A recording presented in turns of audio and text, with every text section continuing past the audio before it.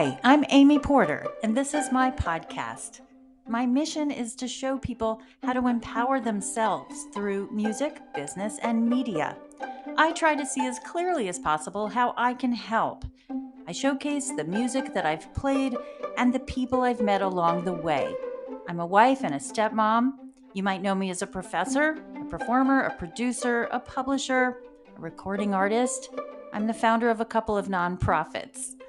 Welcome in to my Porter Flute Pod.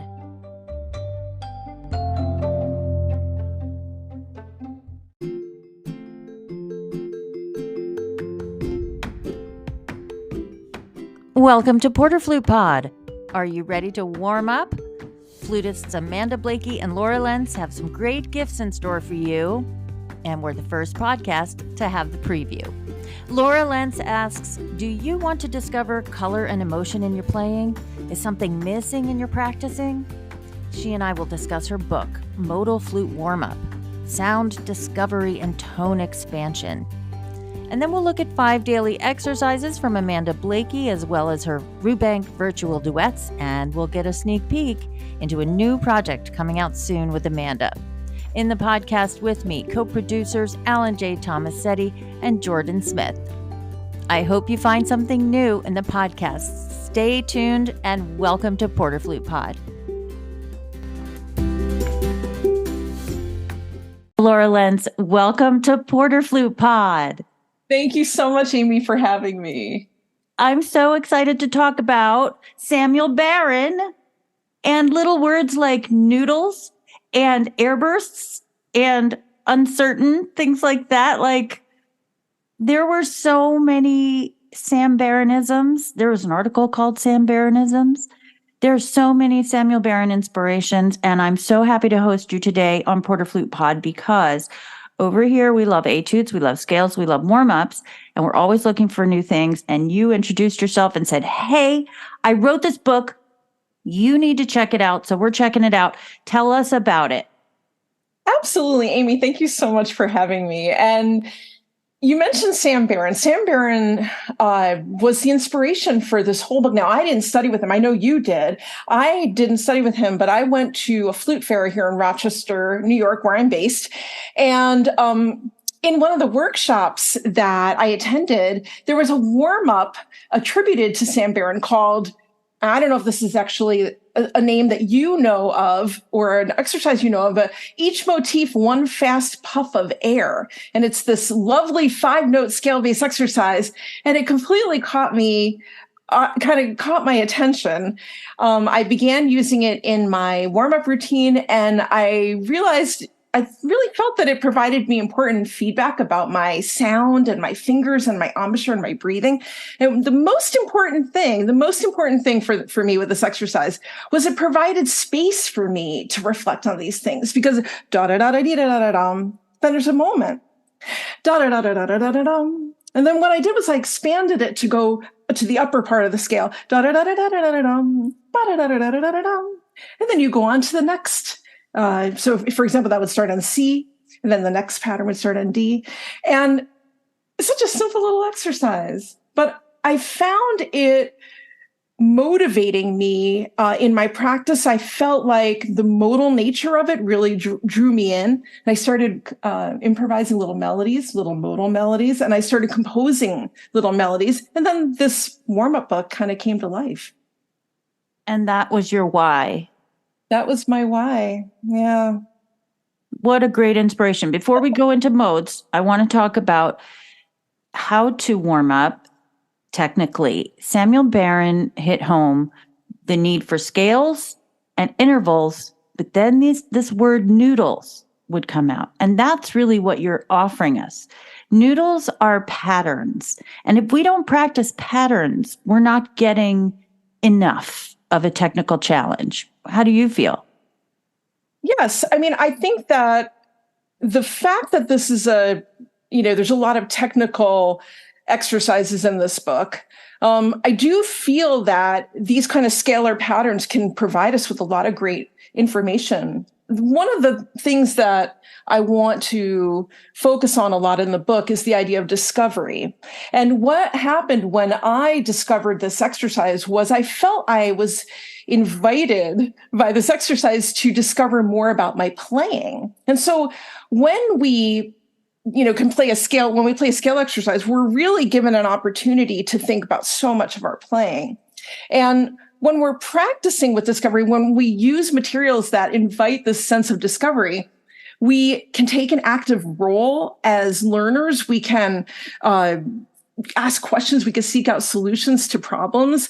And so my big goal, the name of the book is Modal Flute Warmup. The subtitle of the book is Sound Discovery and Color Palette Expansion.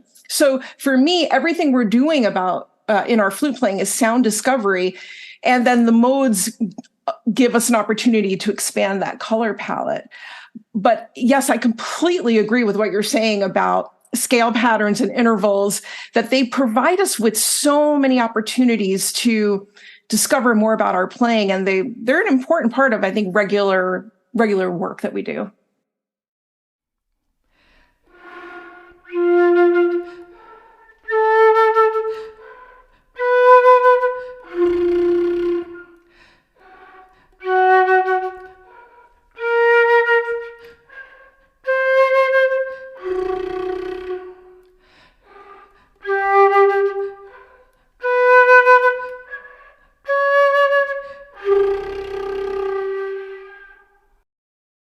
So what you've given us is a doorway into other types of music, but also you said there's it's almost three-pronged. The other door leads to improv, and the other door leads to extreme discipline. So I know for me, when I discovered modes, not only could I not pronounce the names, but I realized that they were similar to the scales, but I needed to open instead of be rigid in my head. And in my head, my key signatures were my rigidity. In the modes, it was like this, you're right, this expansive place. It was wild. I love the cover of your book because it's got this person with a flute on this mountain.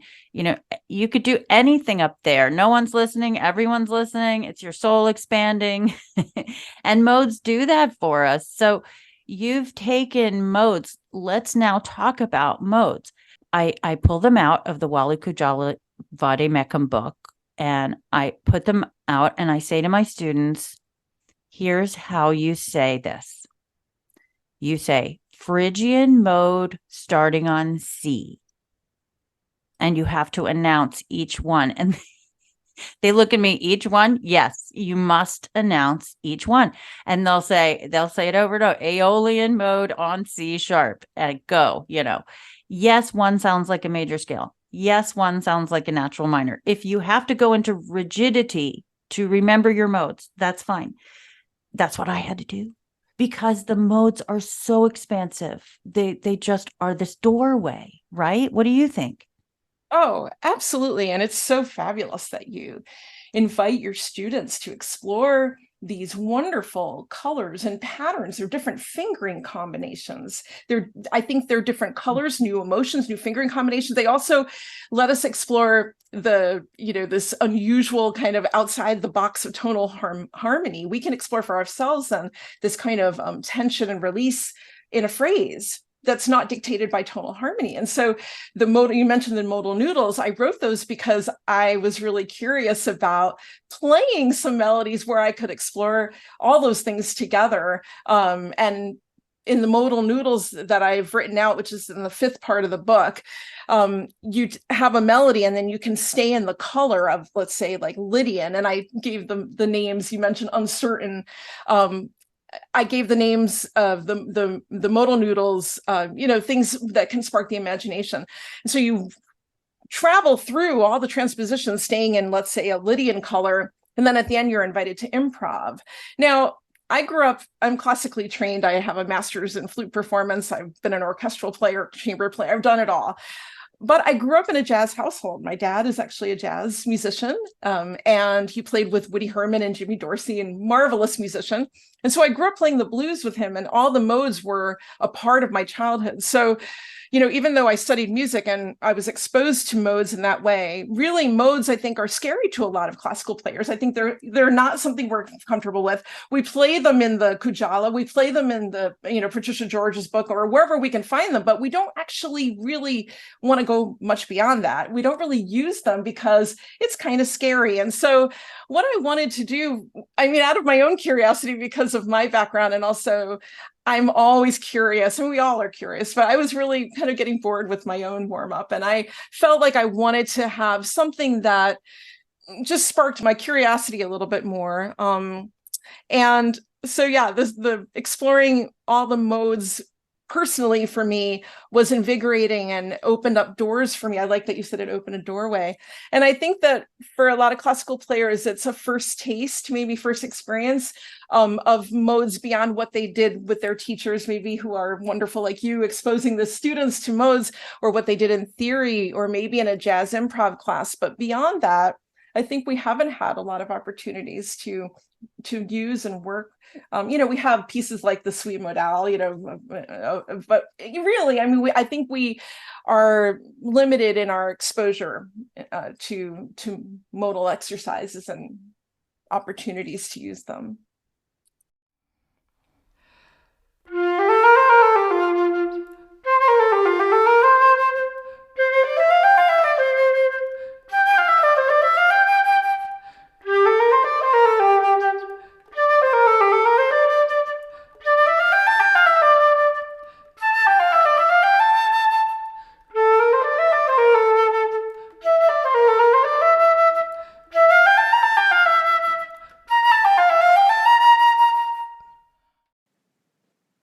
We're talking with Laura Lentz about Modal Flute Warmup, and it's published by our dear friends Colleen Conway and Tom Hodgman at Conway Publications.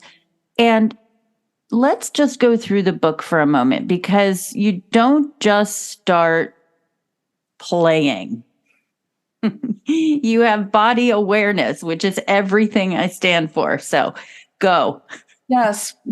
Well, the first chapter of the book is called Start to Discover, and there's 9 aspects of our flute playing that I think are important to explore and discover.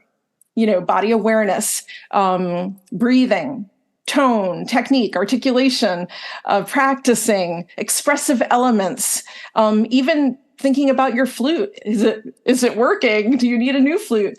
All of these things I offer some ideas to think about also in my own teaching, my own playing, my own experiences.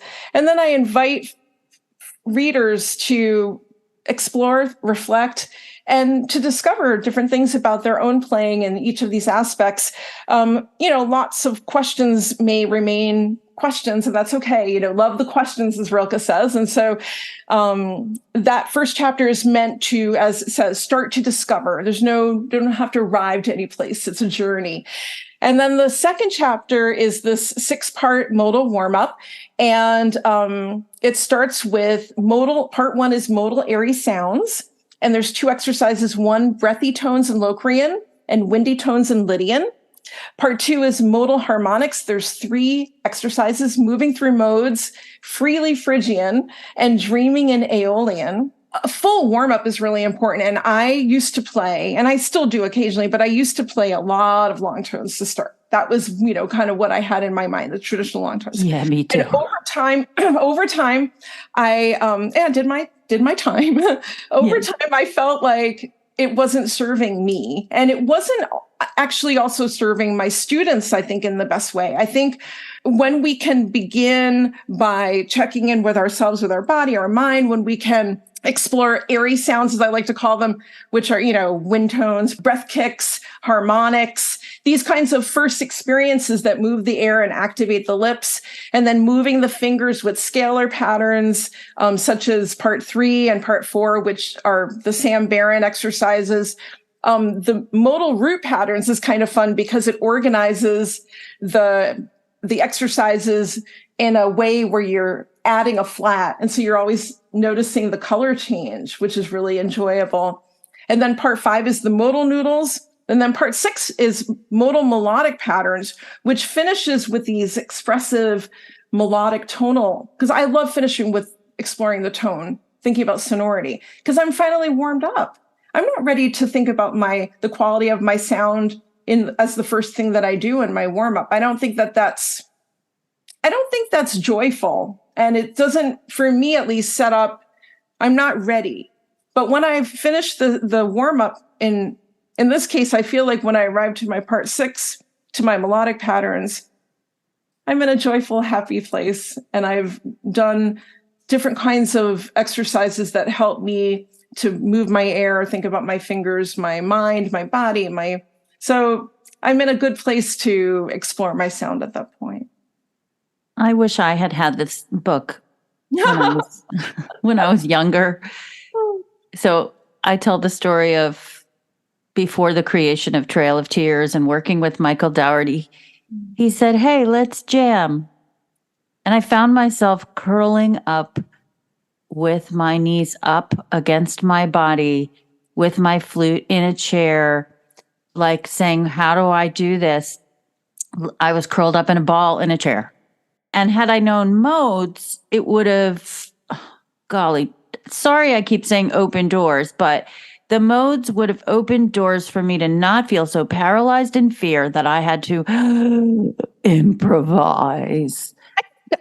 Yeah, completely. And I think, we're not given enough opportunities, I think, to improvise as classical players. There's this, divide. It's either you're a classical player or a jazz player. And that's ridiculous. If you think about, composers like Bach and Mozart, their music was, you were supposed to improvise the cadenzas. The pianist was supposed to improvise the right hand, And so, as I say in my preface, improvising, there's no wrong answers.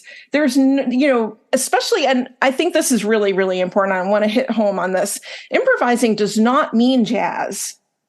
Improvising just means creating your own music at the moment, using a mode, put on a drone, find a friend, have them play a low D, and just jam on one of the modes and just have fun. And that's improvising. And there's nothing wrong with what you're doing. And I think we need to be more welcoming and encouraging to our students and to ourselves to explore this joyful, curious side to ourselves and discover what it is to improvise and be creative.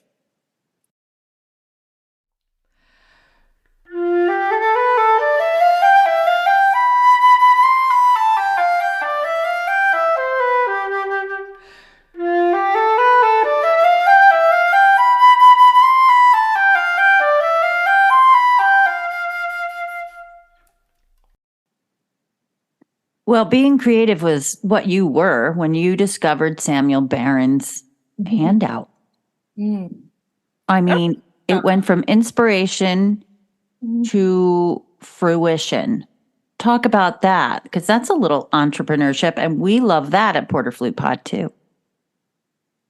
Well, that's very nice of you to say. I really felt like inspiration just grabbed me. And I think that there is something to, I don't know, when it happens, things come together, you're hit with something and you have to listen to yourself and listen to the gift that you're being given. It was a process. It didn't happen quickly. And in fact, I've spent this past weekend working on more edits for the book and working with the publisher. You mentioned Colleen and Tom. And, I've never written a book before. I'm a terrible writer. I've had people have to, I've asked for help about, making things clear. I want things to be clear in my book. And I believe it's something I'm super proud of. But yeah, the process has been this wonderful beginning of inspiration, with this beautiful exercise that led me to something new in myself, to creating a book that's going to be published, which is, again, that's a whole new thing for me. And I think it's important that to just be open. I like the open door idea. Be open to the door that's waiting for you. And if there's something that's, inspiration that's grabbing you, don't be afraid to run with it. So everybody just unlock that door and walk into the modal sunshine, right? Love it. I love it. And, you're reminding me about modes, when ancient Greeks created them, they were meant to, each mode has its own color, has its own character, its own emotion that you're invited to experience. So, for example, when you experience Locrian, there's no perfect fifth, so you just feel out of sorts, and it has this unstable feeling. But then when you hear Lydian with the raised fourth, it's this positive, hopeful feeling. And so I think that part of what I have learned or been reminded of in this experience in writing this book and these exercises is how the modes can tap into these emotions and how we can play this music that may really speak about certain emotions for us in a way it's so explicit. And so it's very enjoyable to play something that has a title. The first modal noodle is called Floating. And to me, this Lydian mode with the raised fourth has this floating feeling, and then I'm adding movement to it. And I think that's another important thing that I mentioned throughout the book too, is we are very rigid in how we play often. And if we can encourage in all the music that we do to invite movement into our playing, I think it helps with body awareness. I think it helps us to enjoy playing more. It helps to avoid injury. So many of us play with pain. The idea of discovery also in movement in the body and how we can awaken again our connection to our body through joyful practicing and joyful warming up.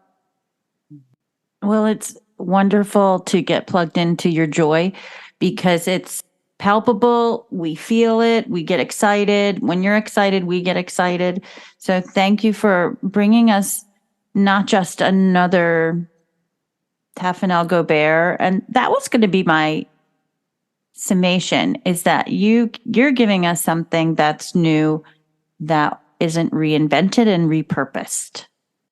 I think the Sam Barron exercise, it's valuable. And I think Talk to that. Did you include that or? Yes, that is the part 3. Modal patterns is the original Sam Barron exercise, however, extended up. So okay. I added the additional part of the top of the scale, so to speak. And we need to do our Taffanel and Gobert-like exercises. We need to put the time in. For me, I feel that the Sam Barron scale pattern, with its simplicity and, it's a short gesture, I feel that serves me better. I feel that I get lost. I've gotten lost sometimes with these long technical patterns like Taffanel and Gobert, which are wonderful. And I've spent hours playing them. Still, I feel that I'm able to discover the idea of discovery. The Sam Barron gives me space to do that. So, what I've done with this book is I've taken, again, I didn't study with him. I found this at a flute fair. It spoke to me. I took it and ran with it because I felt it had value. I felt it was so meaningful for me. And when I was sharing it with my students and I started sharing it with colleagues and teachers, mentors of mine, everybody was like, this exercise does help. It provides this space for thinking about all the things that we may want to think about in our flute playing. So, I don't know if this book is for everybody. I hope that everybody can find something in the book. I do feel that it's provided my own journey as a flutist with a lot of new ways to explore some of the things that I've always been exploring. And if that serves someone, I'm so happy to have created this book. Well, the angel of Samuel Barron is smiling down, and having gotten a bachelor's degree with this saint, I loved getting a bachelor's degree with Sam. He would play chess on paper with people all over the world and say, I'll be right back. We'll start in a moment. I have to go mail my chess move. That was the space. He would painstakingly handwrite cadenzas out for me. There was space there. He would make me play slow movements of Kulau duets, sight reading, and I would mess up so badly. And he'd sit there and tell me about rhythm. There was space there. There was space in his life. There was just beautiful for you. There was a He was a kind of a chill guy. That's really interesting that this idea of space within this exercise, that resonates with you as his student. His space. He didn't need to rush exercising or warming up. And he thought a lot. He was a thinker, a big thinker, to the point where he played chess internationally. It was quite a great moment to study with him at Juilliard. And thank you for doing the dirty work of publishing. If there's one word that's synonymous with publishing, it's errata. You know, you're always going to have revisions. Don't worry. I have errata lists on my website to make it easier, because people say, wait, Porter, that's a wrong note. I said, of course it's a wrong note. There's an editing department. There's an art department. There's me. Hopefully I have help. But between 4 of us and 7 editions, you can't get it right. It's awful. No, I appreciate you saying that. This will be around 140 pages, and it's a lot of music to go through. And I've been fortunate to work with a wonderful person that I met here at Eastman School of Music named Will Pyle, and he just a magician. Yeah, every time I go through and I'm looking for mistakes, I don't find them. And so, but it can happen, right? And so, you do the best you can. And but I really appreciate you saying that, because it's really easy to, just worry that you're, even like some of our most beloved books, Macquarie, the daily exercises, right, has several little typos in that we have to circle and remind ourselves. And, it can happen. It can happen. There is one mistake in the upper octave in Tafanel Gobert. I think it's in number 4. It can happen. Yeah, I know. It happens. So I appreciate you being here to talk about this wonderful new book that you're still in process with. But is it out? Can we get it right now? Oh, thank you for asking. Actually, it will be published in January. So can you name the year, because our podcast is just timeless? Yes, January 2024, published by the beautiful and wonderful people of Conway Publications. Great. I am going to be traveling this year, also presenting different workshops at different flute fairs and different universities. I'm very excited to share this book with many more people, and I am excited to hear from any listeners to your podcast if anyone has used the book or had experiences with the book. And I would love to hear about your time with the book. I'd love to hear about it. We have to wait 90 days for this book. I'm so glad I got to preview it with you. And thank you again for writing it. This is just fantastic to be introduced and reintroduced to modes. Thank you so much, Amy, for having me. You're absolutely wonderful.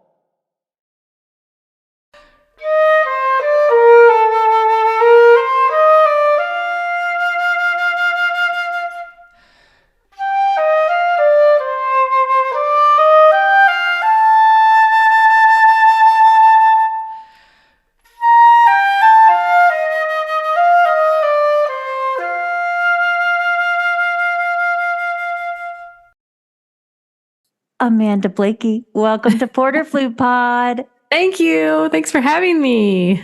Oh my goodness, I'm so excited to talk to you today about what else you have going on besides the Detroit Symphony. So do you mind if we work backwards, actually? Sure. Yeah. Yeah, we're going to start with why an orchestral musician would find love in Rubank, Yes. why you would still do scales and give them to your students.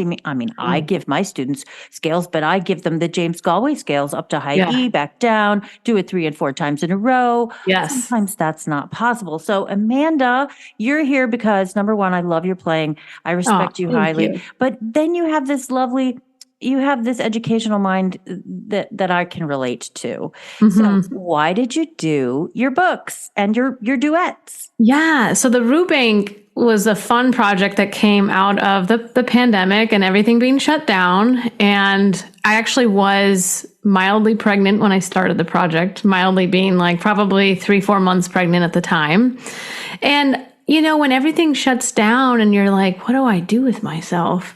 I had students, I was teaching virtually, and 1 or 2 of them were, working out of the Rubank method, the advanced, volume 1. And I thought, well, we can't play these duets in person. What a shame. Why don't I record them? And then maybe do a little digging and just see a little bit about each composer. I will do the first flute part, then I'll do the second flute part so they can play both parts. And then we'll do it again faster. So there's a moderate tempo and then there's an up to tempo. So really it just came out of a necessity of me wanting the students to be able to play along with me because they couldn't be with me in person. And then that made me want to just keep going. And I just kept recording, and I would set up a camera in the studio. And, it took some work and doing iMovie and just some editing and all that. But it was a good little mini project for me to have when really it's just such a sudden decrease in having anything to practice, going from full throttle with the DSO to having nothing. And I thought, well, this will kind of give me something so that I'm not completely neglecting the flute, but it's giving me some inspiration that I feel like will help my students too. So I ended up recording the whole, all the duets found in volume 1. And I would love to do volume 2. In fact, some of the people who have bought it have asked me if I will do volume 2, but it's just a matter of finding the time to do it at this point. But it was certainly the perfect project. And I'll also say I was planning on recording an album in 2020, and that kind of just went out the window with the whole everyone distancing and staying home. So this was kind of like, okay, what else can I do that's helpful for my students? So honestly, that's kind of where it came out of, and wanting them to play along with, a professional that's not a peer in their school band. Oh, that's fantastic. I love that. What a great observation that they get to hear a good sound while they play along. Yeah. That's fantastic. And I really appreciate you doing both parts. Yeah. I'd appreciate you doing book 2, please. Okay. Noted. I will make sure I get on that too. So you've developed your own 5 daily exercises. Yes. So the 5 daily exercises really evolved out of what I felt I needed to touch on every day, in addition to long tones and in addition to scales, so that I was truly at peak, perfect playing, ready to do anything on the flute in every rehearsal and every concert. So, I found that harmonics always helped me set up my embouchure really well. Of course, the jumping harmonics make it a little bit more challenging. And that I've just been doing those daily for, 3 to 5 minutes since I was probably in 8th grade, because my 8th grade teacher was kind of doing that. And I was like, wow, that's so cool. So I just started doing it kind of like that, and then kind of almost evolving it slightly, but it's not like it's super complicated, but there is a descending one where you do the top 4 down. And that was always harder for me, as for many of us. Ascending's easier because you kind of give more air, more support, but descending can sometimes have those hitches where the air gets less and you don't necessarily want less air. So then it was also working on making sure the descending ones were smooth and there was still air being blown through and all that. So the harmonics are first, because to me, that's a go-to. If I only have 5 minutes to warm up, I'll do that. And I feel like I'm set up so well for everything else. Let's see, the drone being so important with just ear training, aside from just the tuner, because I'm really big on the tuner, but it's also, of course, especially in any ensemble, knowing where you are, if you're the root of the chord, the third of the chord, the fifth, understanding where maybe center lies and how far down or up you want to be from that. So I will always do my long tones with a tuner to kind of set my embouchure muscle memory in the right spot and to feel like my ear is staying consistent and not gradually getting like used to a sharper high register. Because I do feel like over time, if one doesn't check in, you can just start accepting sharp up there or flat down there. So I will just always do my long tones with a tuner. But then the drone work being so important to just listen and to hear those different tones and then really feel like you can tune those as well. Super helpful, especially when playing second flute and you're just adjusting on a dime. Like in a millisecond, you gotta, adjust to whoever you're playing with, whether it's second clarinet or first clarinet or obviously principal flute. So for me, like intonation is so essential as a second player. Wow. I wonder though, do you do these exercises as you're warming up on stage in the orchestra? Do you sometimes do that? It depends. So I sometimes do, though I will use like the tuning CD or the Dr. Beat drones, which I love since there's so many octaves in the Dr. Beat. If it's kind of hard to do that on stage, I'll either try to do it before or, believe it or not, I will do it later just to make sure it's done and that my ear is like really there. And I remember last year we did a Bruckner Symphony and 98% of the flute 2 part was in unison. And I thought, okay, I'm just going to do tons of drone work to make sure I feel like I'm playing everything 441 in tune. And then if I need to tweak, I can, but it's my job to make sure it's like prepared in tune. Of course, all parts, but especially if I'm in unison 98% of the time, it was a big drone week for sure. Wow. And do you do your scales sitting there in the chair? Yeah. I'll get there as early as I can. It's a little tricky with daycare drop off and all that. But yes, I will get as much as I can, whether it be Robert Langevin extended scales, it's Tafnel Gobert 1, 4, 5, 10, any and all of those. Reichert, I love the Reichert so much. All of those books, sometimes I'll go through phases and I'll focus on one for a while and then I'll go to another one or I'll mix and match, But the main thing is I feel like my fingers have had a good workout. And again, even if that means I didn't get my full warm up before, because sometimes it is fatiguing to have, especially for the double rehearsal. If I do like an hour and a half before rehearsal, my chops are going to be like done. So I will make sure, even if it's like 10 p.m., I'll be like doing some of that stuff for maintenance, making sure it's all there, ready to go. You'll see in the 5 daily exercises, there's a pinky exercise. Again, so helpful for playing low register pinky stuff, second flute all the time. And actually what I wanted to do was put in the original Francis Blaisdell exercise, but it's not my exercise and I give it out to people. But the main thing is I did a variation on it. So harmonically, it's the same. The one in my book's a little bit easier just so that I'm not like taking, of course I would have credited her for it anyway, but I don't know if her family has the rights to it. So I didn't want to, overstep or anything. But the main thing being that it's the same exercise for the hands. And then I can teach people, the other way to do it, which is her rhythm in that sense. And then there's double tonguing, triple tonguing, backwards, forwards, so those things coupled with long tones, the way Robert taught me and the way I'll adjust it with the attack being gentle, the attack being, really strong, the dynamics with and without vibrato at fortissimo, pianissimo, maybe the tone color and the vibrato being different in different dynamics, like the release being open and full versus a tapered release. At least I feel like, and breathing wise, doing the repeat all in one breath, I feel like with the long tones, I've maximized everything I could possibly do in the long tones. So there, I've already been as efficient as possible with my time.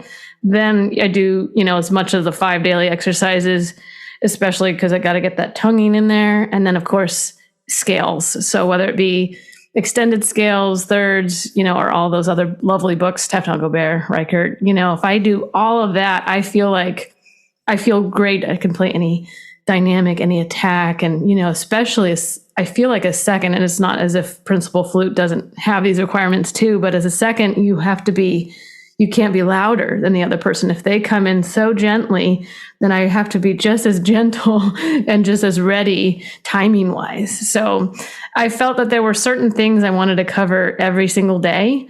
And that's kind of why those came about, as long as they were also coupled with long tones and lots of scale work with articulation. So yeah, that's a little bit about that. So many good things, so much to share with everyone. It's great. I think long tones are important. In technique, scales, intervals, and noodles are what we talk about. And the noodles are patterns. And the patterns, sometimes we play so many notes that to think about a pattern would be a little bit better than thinking about all those notes. It's a developmental wheel where we get to go all around and take care of all the things we have to take care of before we launch into music. I have to tell you, I was going to the Philadelphia Orchestra since I was 8. And Eugene Ormandy was still the conductor. Yeah. If that tells you about my age. And so that meant it was Murray Panitz playing the flute. Wow. And Murray Panitz, I came in one day and I heard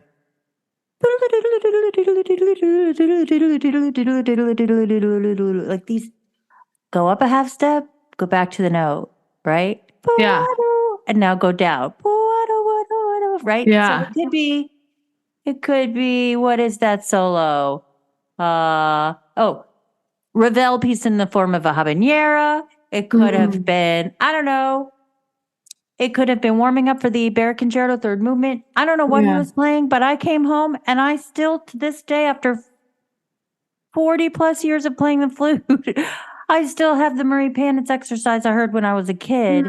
Love that. In the Academy of Music, listening to the Philadelphia Orchestra. So fair warning, Amanda Blaikie, whatever you're warming up on, there's some there's some inspiring flutist saying, I want to do that. I love that. That's so sweet that you still, have that vivid memory and yet you do it. That's amazing. Well, you reminded me of it. I also do something chromatic every day. There's something about doing chromatic stuff that makes me feel like technique is so set. So I did put it in the triple tonguing exercise on purpose to kind of make sure it was guaranteed. But I love the Reichert one. I love the Tefnel Gobert one. And I have some Francis Blaisdell ones I just do, from my college teacher. So, I love a chromatic exercise every day. Right? Funny joke. Eric Olson is the principal oboist of Brevard Music Center Orchestra and the professor at Florida State. And he will turn to me in the summer and start playing the most romantic, slow Reichert. And I'll say, wait, that's a Reichert. Isn't that supposed to be fast? Yeah. The first one or which one? I have no idea. He'll just be turn to me and just take his oboe and he sings his oboe. And that's such an oboe player thing to do. I love it. All the lyrical, slow melodies, we're going fast to like Peter and the Wolf. Yeah.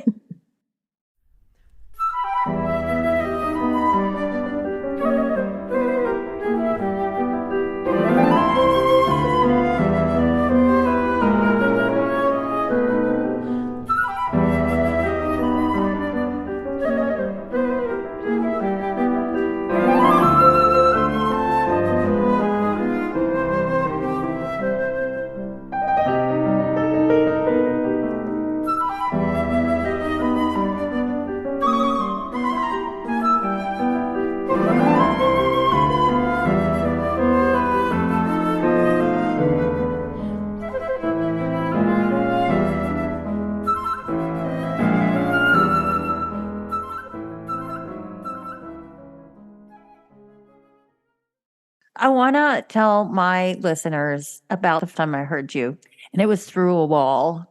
And I have to tell you that we usually have the thought that, oh, okay, it's through a wall. That person doesn't sound as good once you hear them, in the room. And this flute player through the wall, which was you, was getting better and better and playing like Bach and playing all these pieces. Like I thought, okay, number one, that's not my student. And number two, it's not me. So who is this? So I sent someone, I think, out on a mission to find out who you were. And do you remember somehow it was almost like a summons. And that's how I met you. And you said, oh, where were you playing? Detroit Opera. Yeah. Yeah. I was like, I don't know you. You're a goddess on the flute. I have to know you because no one plays like that. You're amazingly. That was so sweet. Well, yeah. Well, I'm kind of critical. So my students will know that when I say Amanda Blaikie is the consummate flutist, I have to just, they will turn to you. They have turned to you, and my producers adore you. So first of all, that's how I met you. Do you remember that? I do remember it, though we actually met before that. Oh, wait. That's right. I know. And then, but you had to remind me when you came and told me that. Yeah, at Aria, right? Right. I wasn't assigned to have lessons with you, but I did end up getting a lesson with you that you allowed me to set up a lesson. So that was so nice. That was back in 2004. What did we do?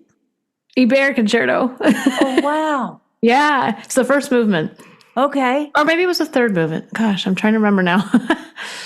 It might have been the first movement because I think I ended up performing the third movement for graduate auditions, but I was working on that for a concerto competition. So it was immensely helpful. And you worked on vibrato with me. Still remember. Good. Yeah. Well, Judy Kane.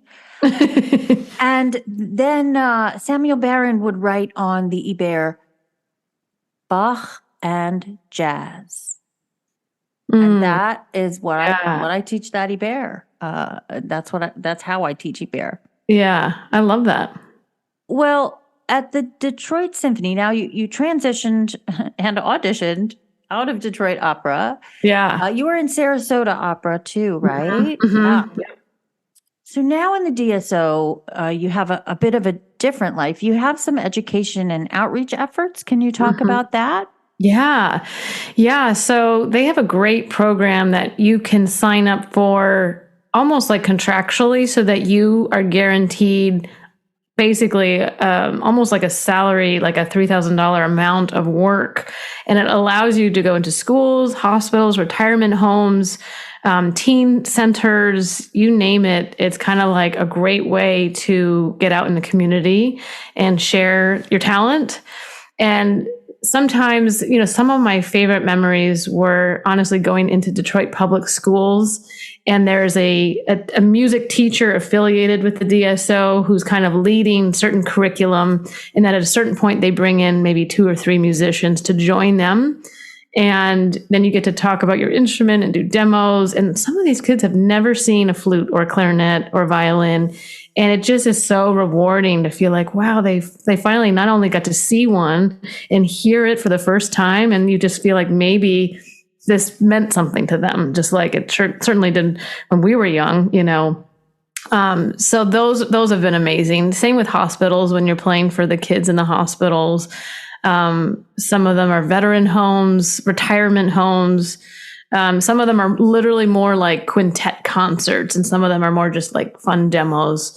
So, you can get quite a variety, but it's truly been very rewarding to just have some of that in addition to playing, the great big orchestral rep, but allows you to do some other great chamber music and literally just feel like you're in the community, going into different schools and venues and all that. So I have always loved that. And also, of course, with the CYE program, actually this next weekend in 1 week, I'll be doing 2 or 3 coachings on Saturday to coach all the different flutists in the ensembles for CYE. So can you clarify CYE? Yes, the civic youth ensembles. So there are going to be a number of different bands. There's the different, probably a string orchestra. I know there's certainly the highest one is the DSYO, the Detroit Symphony Youth Orchestra. So, sometimes Sharon, Hannah, and I will each get one, or Jeff. And, sometimes we try to make sure we each get a chance. But if someone's busy, then maybe some of us get more. But at this point, I am what they call ad hoc. So I will sign up as I'm able to. Whereas, before I had kids, I was in the contractual one where I was just doing everything. It's a little bit harder now that I have young kiddos, but, I'm still able to do as much as I want when it's available and emailed to me. So that's great, because it's a great feeling to do some of that extra work that's totally different. For sure. For the underrepresented community, especially. Yeah. And the Detroit Harmony Project, where they're literally giving kids instruments. I love it. It makes me so happy. So let me tell you that Atlanta Symphony took a direct playbook from the Detroit Symphony. And that was back in the 90s. You have all been at this groundbreaking work for underrepresentation in music for decades. So thank you.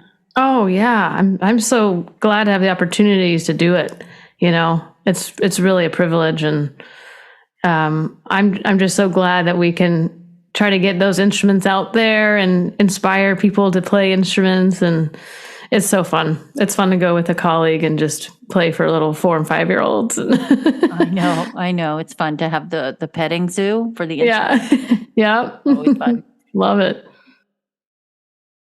Well, one of our producers, Jordan Smith, says he recalls a story that he read that you heard the Deviant No. 7 concerto performed by Robert Langevin, your teacher, and you were so inspired that you wanted to play the same one. Just played with the Rochester Symphony in Michigan.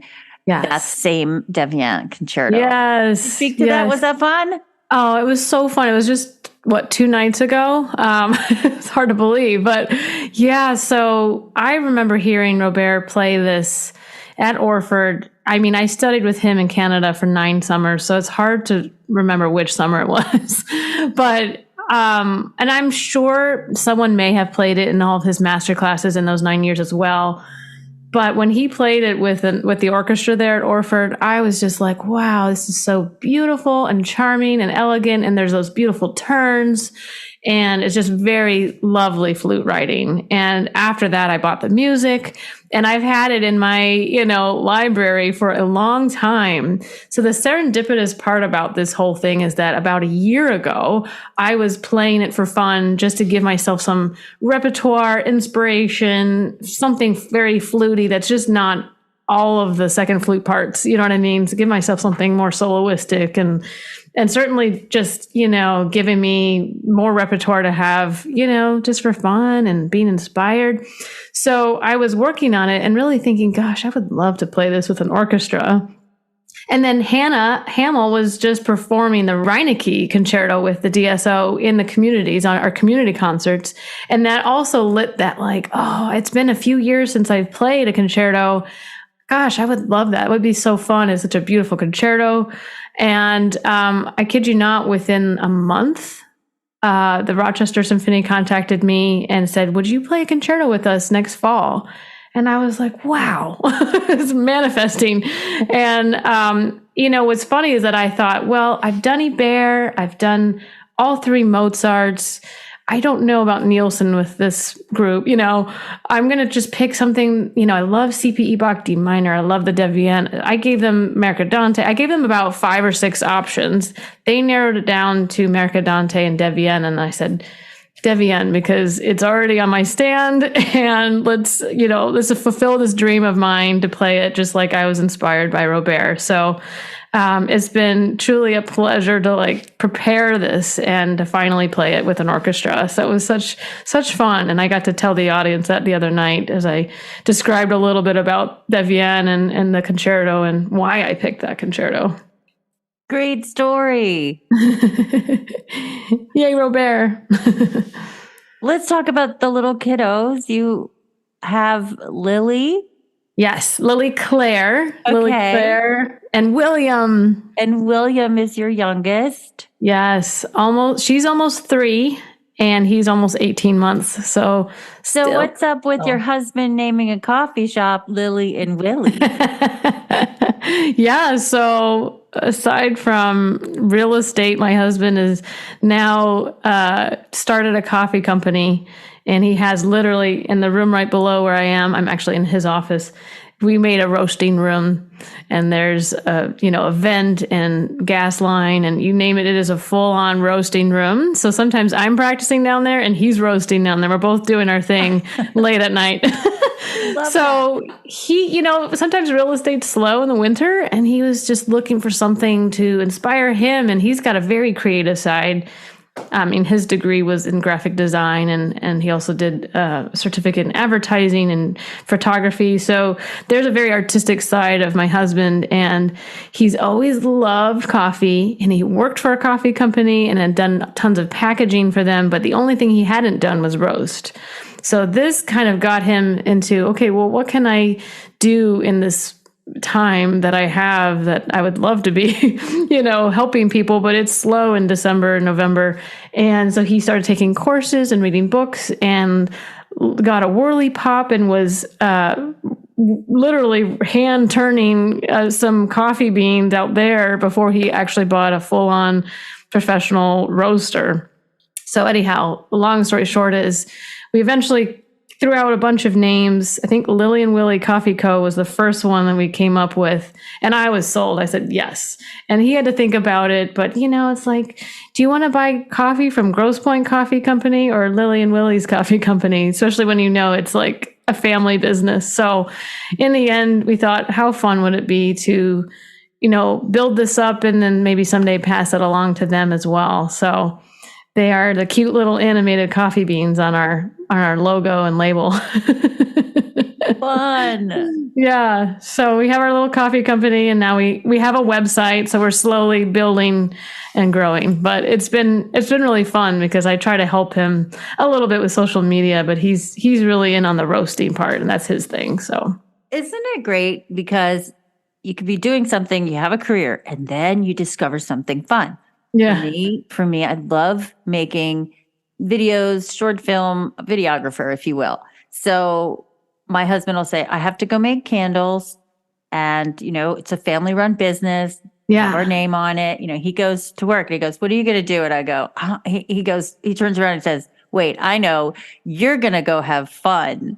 And that means go work, sorry, no offense, not practice, but go make my videos or, go have fun with my other creative side. So that's so great. Your husband does that. Yeah, I love it. And I feel like it does fulfill a more creative side. I mean, real estate is great and all, but it's not necessarily creative. And when you have light roast, medium roast, dark roast, and different beans and different origins, you can really, he's literally hand tweaking the whole process because it's what you consider small batch roast craft coffee.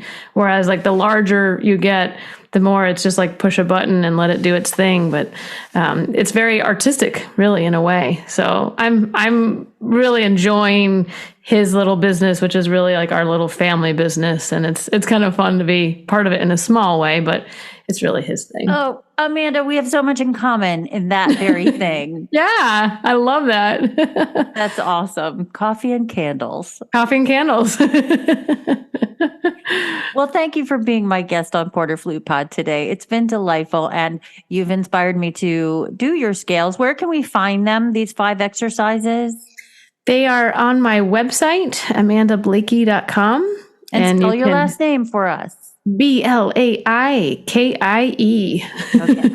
So amandablaikie.com. And then where do we go? We just click on those exercises. You will see at the very top, there's a little bubble for Rubank duets, and there's a bubble for 5 daily exercises, and you can click on those. And yes, that's where you can get them, and you can just use PayPal. But those are there. And actually, this is a kind of fun little bit of news for you. But Robert and I are coming out with a book on his whole pedagogy. So it's in the works. It's getting close to, it's probably next year. Next year it'll be ready. But Is that a preview announcement on Porter Flute Pod? it may be. I'm so excited. Yes. We'll just let our listeners celebrate, jump up and down right now. Woo! So stay tuned for the Langevin method, but it's coming. Oh, Amanda. It's coming. So I'm almost like, mine is a small thing that I feel helps me on a daily basis. But, now it's for the last couple of years, it's been all about helping him with his book. So it's coming soon. So I'm very excited for him and his legacy. We are all excited. Bravo to you. Thanks for being with me. Thanks for having me, Amy. Appreciate it.